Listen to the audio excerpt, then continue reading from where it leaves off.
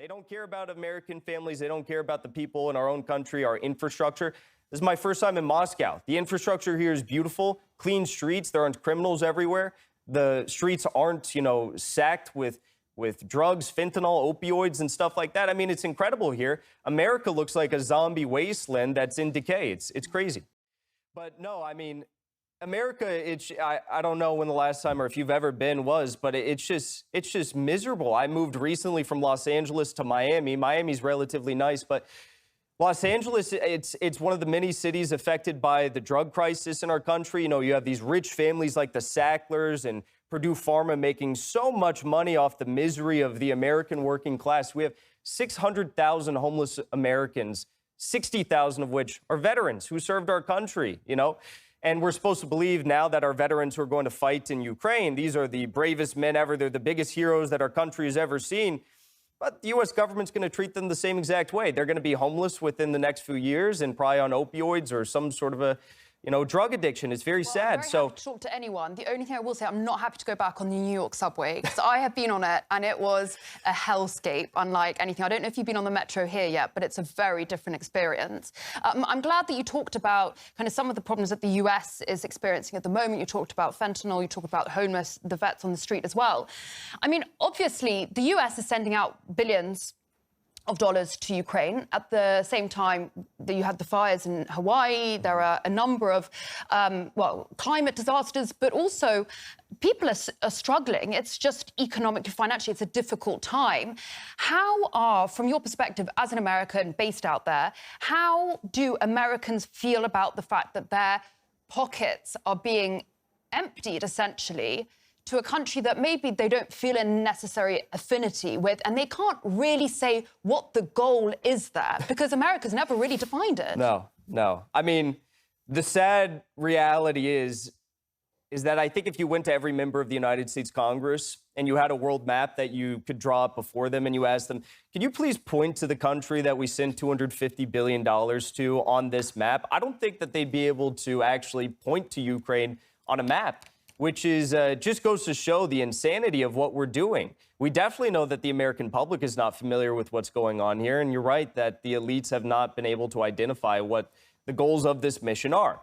And the goals are quite simple. It's to weaken Russia, depose Putin, steal their resources, and balkanize it into a bunch of smaller countries in the process, which they're failing at doing. But you're 100% correct. The American people are struggling. The average American doesn't have enough savings for like a $500, emergency fund. If their car broke down or they had a medical expense to pay for, they couldn't do it.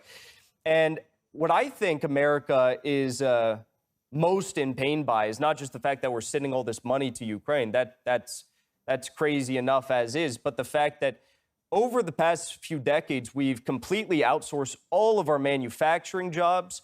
Our economy is a Byzantine labyrinth of, predatory schemes of stocks, speculation, interest, rent, you name it.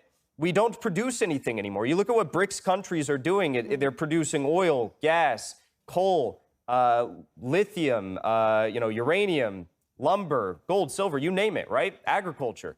That's why countries like Russia and China are leading the way into a new future. They're prioritizing the economy for public good and accelerating the forces of production in the same time. I think America would benefit a lot by following the economic road that the path that China has set forward. I think that's exactly what we need to do. China is doing an incredible job, as is Russia.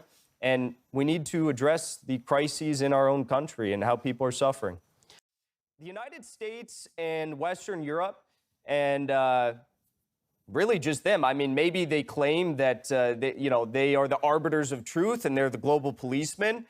But in reality, especially in this ever-changing multipolar world with Saudi Arabia now leaving the petrodollar in effect and moving towards BRICS, the West is a hollow skeleton of power. It's a crumbling empire, and empires are most dangerous when they're rising and when they're falling. Right now is definitely the case for the United States and for the West. I just hope that we scramble enough of our 1776 spirit to put all the pieces back together again and rebuild our country and become a nation among nations rather than a nation that tries to rule over the rest of the world. going to go back to where you can work and support your family without fucking stressing out. Seriously. My bills alone are $3,000 a month. I'm a single mom who receives fucking like $300 a month in child support for 2 kids. I can't do this anymore. I work every single day. I get maybe a day off. Sometimes, if I'm lucky, I'll get 2 fucking days off. I'm sick of it. I'm so sick of this. And I fucking forgot to pay my daughter's braces. And now I have to bring her in for them to remove them because I can't afford to pay it all off at once. I am so sick of this country. I'm so sick of how expensive everything fucking is. Something needs to happen.